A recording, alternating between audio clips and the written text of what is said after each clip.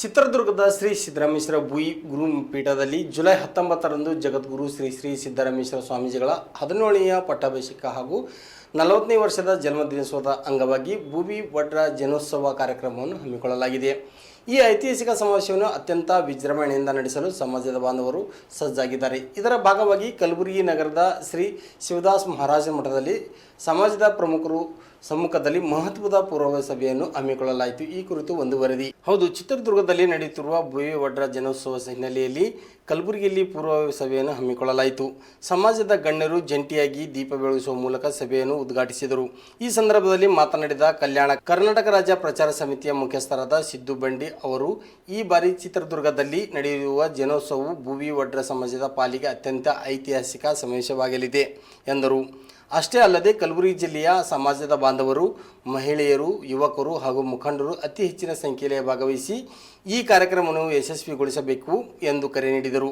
ಈ ಮಹತ್ವದ ಸಭೆಯಲ್ಲಿ ಜನೋತ್ಸವ ಕಾರ್ಯಕ್ರಮವನ್ನು ಯಶಸ್ವಿಯಾಗಿ ಆಯೋಜಿಸಲಾಗುವುದು.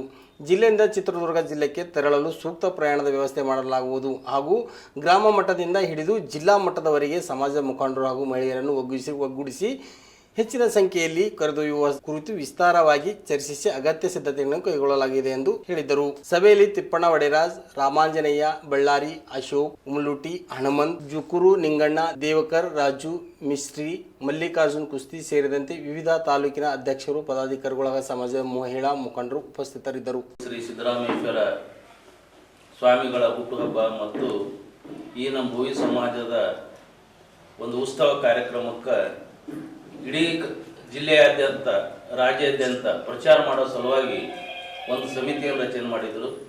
ಕರ್ನಾಟಕ ರಾಜ್ಯದ 4 ಭಾಗಗಳನ್ನಾಗಿ ವಿಂಗಡಣೆ ಮಾಡಿ ವಿಶೇಷವಾಗಿ ಕಲ್ಯಾಣ ಕರ್ನಾಟಕ ಭಾಗಕ್ಕೆ ವೆಂಕಪ್ಪ ಬಂಡಿಯವರಪ್ಪ ನಮ್ಮ ಸಮಾಜಕ್ಕೆ ಭಾಳ ಸೇವೆ ಮಾಡಿದವರು. ಇಲ್ಲಿ ನಾವೆಲ್ಲ ಸೇರ್ಬೇಕಪ್ಪ ಅಂತಂದ್ರೆ ಅವತ್ತು ಬಿತ್ತಿದ ಬೀಜ ಇವತ್ತು ಬೆಳೆದು ನಮ್ಗೆ ನೆರಳು ಕೊಟ್ಟಂಗೆ ಅವ್ರ ಮಗ ಆದ ಸಿದ್ದು ಬಂಡಿಯವರು ಈ ಸಭೆಯ ನೇತೃತ್ವ ವಹಿಸಿದ್ದಾರೆ. ಅವರಿಗೂ ಕೂಡ ಈ ನಮ್ಮ ಗುಲ್ಬರ್ಗ ನಗರಕ್ಕೆ ಅವರಿಗೆ ಸ್ವಾಗತ ಮಾಡ್ತೀವಿ. ಅದೇ ರೀತಿ ಕುಲಗುರುಗಳಾದ ಭೂವಿ ವಡ್ರ ಸಮಾಜದ ಸಿದ್ದರಾಮೇಶ್ವರ ಸ್ವಾಮೀಜಿಗೆ ಪಾದಕ್ಕೆ ನಮಸ್ಕರಿಸುತ್ತಾ, ವೇದಿಕೆ ಮೇಲೆ ನಮ್ಮ ಸಮಾಜದ ಹಿರಿಯರಾದ ಗುಲ್ಬರ್ಗದಾದ ಸಭೆ ಅಧ್ಯಕ್ಷನ ವಹಿಸಿಕೊಟ್ಟಂತ ನಮ್ಮ ಮಾವನಾದ ನಿಂಗಣ್ಣ ದೇವಕರ್ ಅವರೇ, ಅದೇ ರೀತಿ ಈ ವೇದಿಕೆ ಮೇಲೆ ನಮ್ಮ ಕುಲಗುರುಗಳು ಸಮಿತಿ ಮಾಡಿ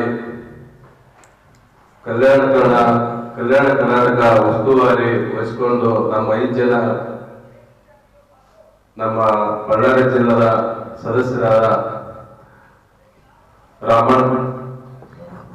ರಾಮಾಂಜನೇಯ ಅವರೇ, ಅದೇ ರೀತಿ ರಾಯಚೂರು ಜಿಲ್ಲೆಯ ನಮ್ಮ ಹಿರಿಯರಾದ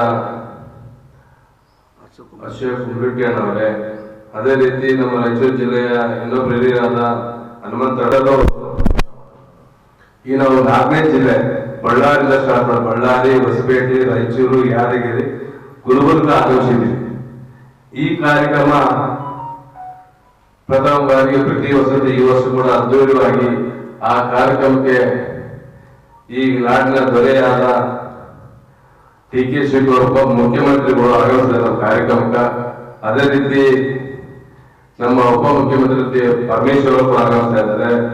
ಅದೇ ರೀತಿ ನಮ್ಮ ಸಮಾಜದ ಎಲ್ಲ ಬಿಜೆಪಿ ಮುಖಂಡರು, JDS ಮುಖಂಡರು, ಎಲ್ಲ ಸಮಾಜ ಮುಖ್ಯ ಹಿರಿಯರು, ಉದ್ಯಮದವರು ಇವರೆಲ್ಲರೂ ಕೂಡ ಆಗಮಿಸ್ತಾರೆ ಆ ಕಾರ್ಯಕ್ರಮಕ್ಕೆ. ಆ ಕಾರ್ಯಕ್ರಮಕ್ಕೆ ಯಶಸ್ವಿ ಆಗ್ತಾರ ಈ ಗುಲ್ಬರ್ಗ ಜಿಲ್ಲೆಯಿಂದ ತಾವೆಲ್ಲರೂ ಎಲ್ಲ ಹೆಚ್ಚಿನ ಸಂಖ್ಯೆಯಲ್ಲಿ ಕಾರ್ಯಕ್ರಮ ಭಾಗವಹಿಸಬೇಕು.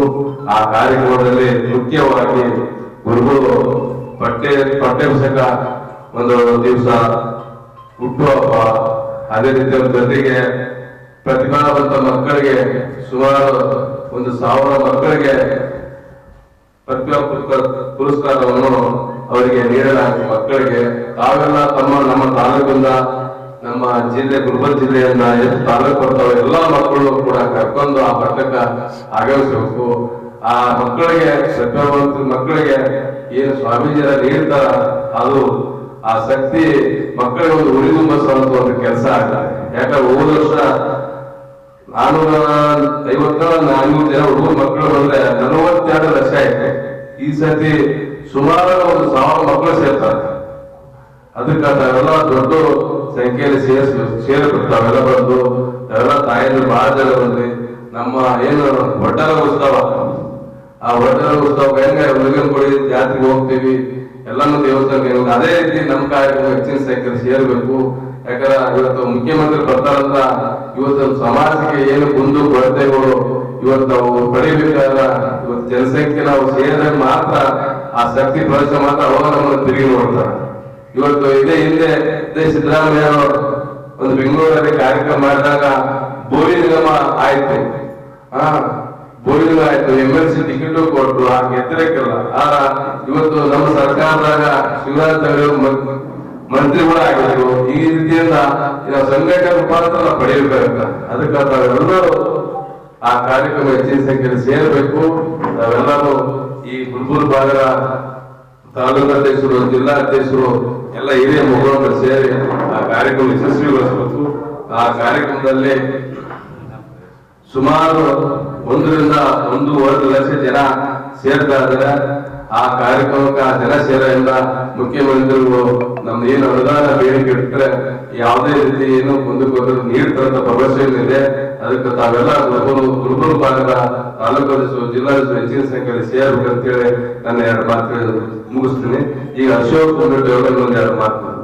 ಪತ್ರಿಕಾ ಸ್ನೇಹಿತರೆ, ಅದೇ ರೀತಿ ವಿಶೇಷವಾಗಿ ನಮ್ಮ ಸಮಾಜದ ತಾಯಂದಿರೇ ಮತ್ತು ಅಣ್ಣ ತಮ್ಮಂದಿರೇ, ನಾವು ಈಗಾಗಲೇ ಕಲ್ಯಾಣ ಕರ್ನಾಟಕದ ಸಿದ್ದು ಬಂಡಿಯವರ ನೇತೃತ್ವದಲ್ಲಿ ಪ್ರಥಮವಾಗಿ ಬಳ್ಳಾರಿ ಜಿಲ್ಲೆಯಲ್ಲಿ ರಾಮಲಿಂಗೇಶ್ವರ ಜಿಲ್ಲಾಧ್ಯಕ್ಷರ ನೇತೃತ್ವದಲ್ಲಿ ಕೂಡ ಒಂದು ಅದ್ಭುತ ಮತ್ತು ಯಶಸ್ವಿ ಈ ಹೋಳಿ ಜಲೋತ್ಸವ ಕಾರ್ಯಕ್ರಮವನ್ನು ಅಲ್ಲಿ ಪ್ರಥಮವಾಗಿ ನಾವು ಪತ್ರಿಕಾಗೋಷ್ಠಿಯನ್ನು ತಿಳಿಯೋದರ ಜೊತೆಗೆ ಸಮಾಜದ ಸಾಧಕ ಬಾಧಕಗಳನ್ನು ಚರ್ಚೆ ಮಾಡಿ ಪ್ರಥಮವಾಗಿ ನಾವು ಬಳ್ಳಾರಿ ಜಿಲ್ಲೆಯನ್ನ ಮುಗಿಸಿದ್ದೇವೆ.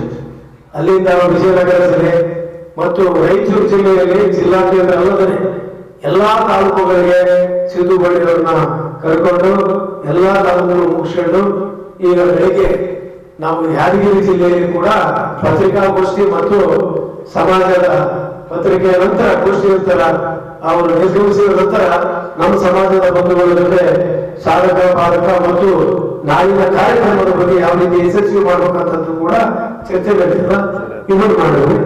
ಈಗ ಗುಲ್ಬರ್ಗ ಜಿಲ್ಲೆಗೆ ಬಂದಿದೆ. ದಯವಿಟ್ಟು ಪತ್ರಿಕಾ ಮಿತ್ರರಲ್ಲಿ ವಿನಂತಿ ಮಾಡಿಕೊಳ್ತಾರೆ, ಪ್ರತಿ ಹಳ್ಳಿ ಈ ಪತ್ರಿಕಾಗೋಷ್ಠಿಯ ವಿಚಾರ.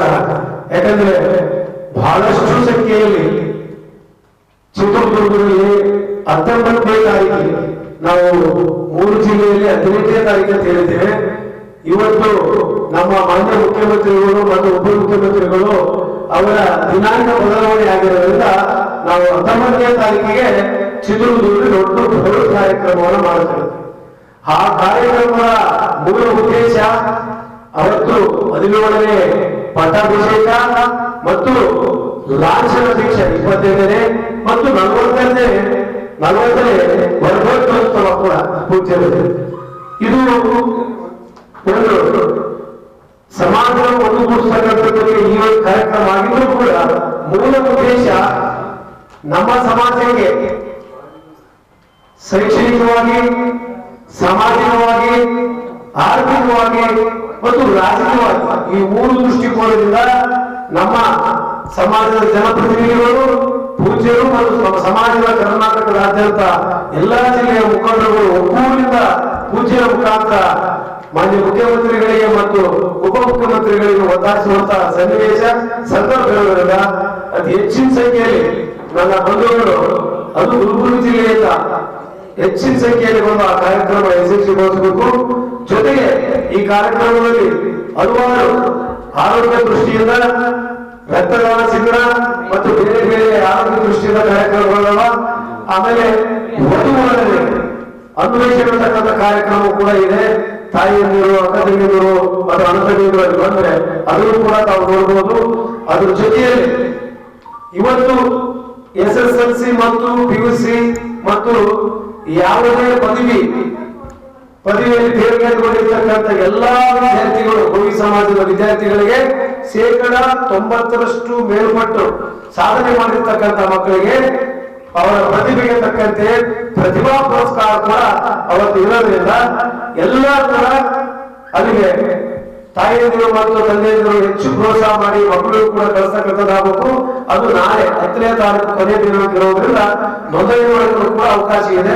ಸ್ವಲ್ಪ ಹೆಚ್ಚು ಕಮ್ಮಿ ಏನಾದ್ರು ಆಗಿದ್ರು ಕೂಡ ನಮ್ಮ ಸಿದ್ದುಮಂಡಿ ನೇತೃತ್ವದ ಒಂದು ಕಲಬುರಗಿ ಕಲ್ಯಾಣ ಕರ್ನಾಟಕದ ಟೀಮು ಅವರಿಗೆ ಮನವರಿಕೆ ಮಾಡುವಂತ ಕೆಲಸ ಮಾಡ್ತೇವೆ ಅಂತಕ್ಕಂಥದ್ದು ಹೇಳೋದ್ರ ಮುಖಾಂತರ ಪತ್ರಿಕೆಗೋಷ್ಠಿಯಲ್ಲಿ ಭಾಗವಹಿಸಿರ್ತಕ್ಕಂಥ ಎಲ್ಲ ನನ್ನ ಕಲ್ಯಾಣ ಕರ್ನಾಟಕದ ಉಸ್ತುವಾರಿ ಸಮಿತಿಯ ಸದಸ್ಯರುಗಳು ಮತ್ತು ಈ ಭಾಗದ ಎಲ್ಲ ಹಿರಿಯ ನನ್ನ ಭೋವಿ ಸಮಾಜದ ಬಂಧುಗಳು ವೇದಿಕೆ ಮೇಲೆ ಇರ್ತಕ್ಕಂಥವ್ರು ಮತ್ತು ಮುಂದಿರ್ತಕ್ಕಂಥವ್ರಿಗೆ ಮತ್ತು ತಾಯಿಗಳಿಗೆ ಹೊಂದಿಸಿ ನನ್ನ ಮಾತುಗಳನ್ನು ಮುಗಿಸ್ತೀನಿ.